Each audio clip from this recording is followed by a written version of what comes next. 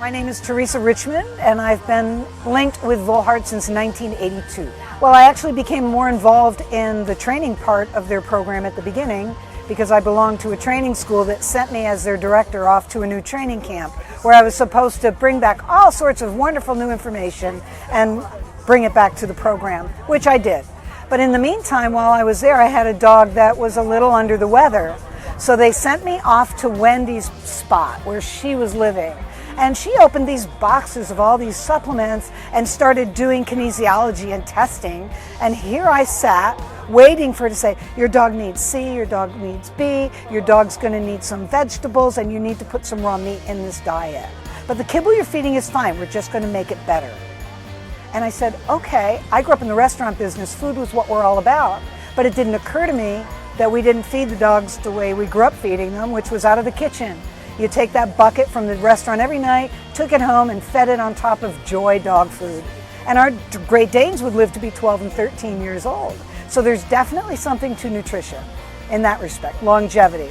And when I looked at that and gave it some real good thought when I got home, I said, I'm going to begin to improve my dog's diet. So I did. But it wasn't for several more years until I had a dog that was going to be dead that I decided I could give her a couple of more years if I just bit the bullet and did the thing I thought I could not afford to do, which was feed my dog the raw product. So that's when we started making it in the kitchen at home. Wendy was already doing this, educated us how to do it ourselves. We learned to make breakfast bars so we could travel with the food. We learned where to buy our proteins, what type of proteins the dogs needed. And from there, I just never looked back. And my dogs, even cancer dogs, have lived to be 13 and 14, but the majority of my dogs live to be 15 to 18 years old. And I really attribute much of this to the food. We are what we eat.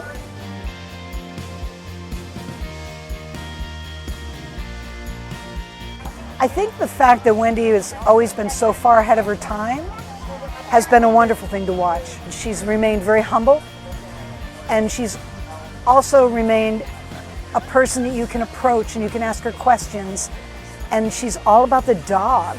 If you're willing, she's right there to support you all the way. And even today, Wendy is still ahead of her time.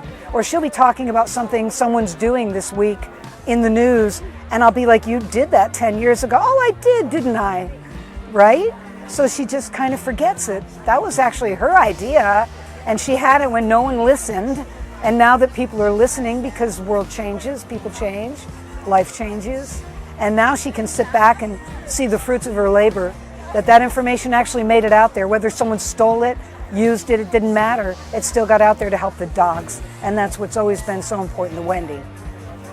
That's the bottom line for her, is the dog.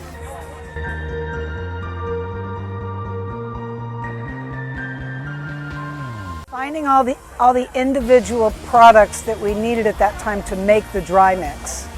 So we could make AM and PM, but we had to buy every single ingredient.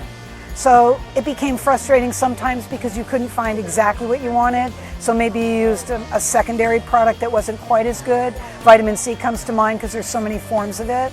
And a lot of the things weren't available, readily available, so we would have to substitute things. Today we don't have to worry about that. They went into the marketplace, they were able to find the product that we needed, and third-party testing everything, bringing it, putting it in the bag, and now I can buy the bag? It's crazy. Why not just buy the bag? Why am I still making it? So the hurdle of being able to leave that behind and move forward was a beautiful thing for me. And other than utilizing my vet for the things I need them for, which is medical things, or testing my dog's fecal, urine, blood work, I really don't visit the vet, not then, not now, unless I have a problem or I need an annual visit, because annual visits are important to any animal. One of the things that's important for people to know is they can choose anything they want to feed their dog. They have been since they got a dog, maybe since they were a child. So they don't have any experience with other things because they've always done it the same way. But when you're in a position where you're ready to change how you're doing things and offer something different in your dog's bowl, we want to be better educated. So you can do that, but the proof's in the pudding. So I always say to people, within 3 weeks, often less, you will see a change in your dog by changing their food. But you shouldn't change anything else, because you want to make sure what you've changed is what's working. So I tell people what's What's the least it's going to cost you is what it is in the bag. You've got to buy your protein. You put it together. That's what it's going to cost. But in the long run, what if, just what if you saw a major change in your dog's abilities, their ability to think, their ability to process information, the fact that their face looks happier, that they can't wait to get into that dog bowl. It doesn't boil down to much more than that to me, is that the dog's going to tell me what's best.